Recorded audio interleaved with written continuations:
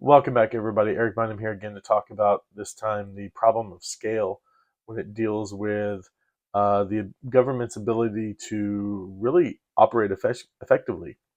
Um, Dr. Livingston in the videos talked about a couple examples, and I kind of see the mix of both of them. Here he talks about Aristotle's and how it was natural, and the political order should be small. Really in territory and population. I do kind of feel it is natural to sort of have that political order when you're getting a group together.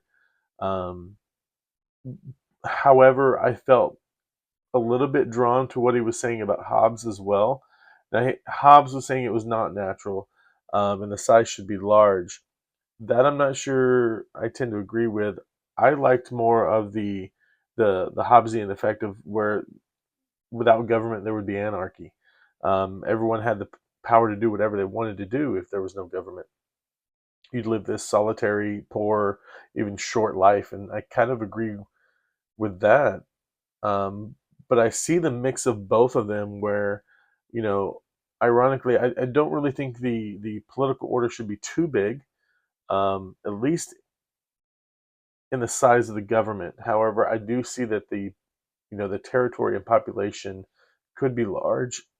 Excuse me, I've had a cold for about a week and a half now. Sorry about that. But so back to the kind of the combination that I really see fits more modern. I think a small government can help operate a large population in large territory, because I think when you get too large, you start to lose that effectiveness and the efficiency of the government. It's larger to it's more difficult to manage a bigger type of government. The communication gets lost. Accountability, when you have too much government, who is going to be accountable? So I feel like the smaller government can run more effectively and efficiently, even with covering a larger territory and population.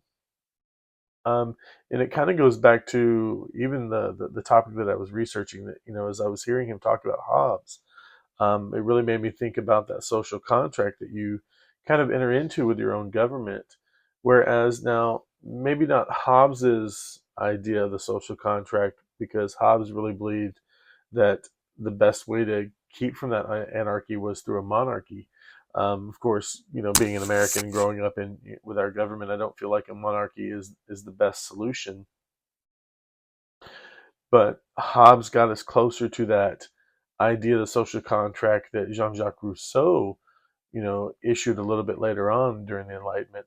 And I feel like that is kind of where we sit. We give up some of our power, we give up some of our freedom in order to be governed by a body that we choose. And I think that's imperative in the fact that, one, we need some sort of central government figure, government body. Excuse me. I'm sorry. This cold has been wiping me out lately. Um, I feel like we do need that government body, that centralized group of people that will help run based on the population's will. And of course, you're going to give up some of your freedom. And kind of like Hobbes says, without that government, everybody is free to do whatever they want, to anyone else. And that's going a little bit too far, because then you're going to take away more freedoms than a government would have. When there's anarchy running around, because you can do anything without any sort of punishment. I feel with the governments that we have created, we no longer live that solitary, short life. They have helped us grow and expand in our life expectancy, and things like that. So I really do think that it's important to not grow the political order too big, in order to you know stay away from that ineffectiveness, that loss of communication. you know it's almost like the what is it? I know it's probably not politically correct, whatever, the Chinese telephone that we used to play as kids. I don't know what else to call it. But you would tell somebody something on one end of the line, and by the time it got to the other end, it wasn't the same phrase. And I think that that mass government really messes up that communication when it's going through so many different hands and different people. So yes, I do think you need a government to stave off that anarchy, but you don't want it too much, where you're losing the effectiveness of the government. So sometimes smaller is better.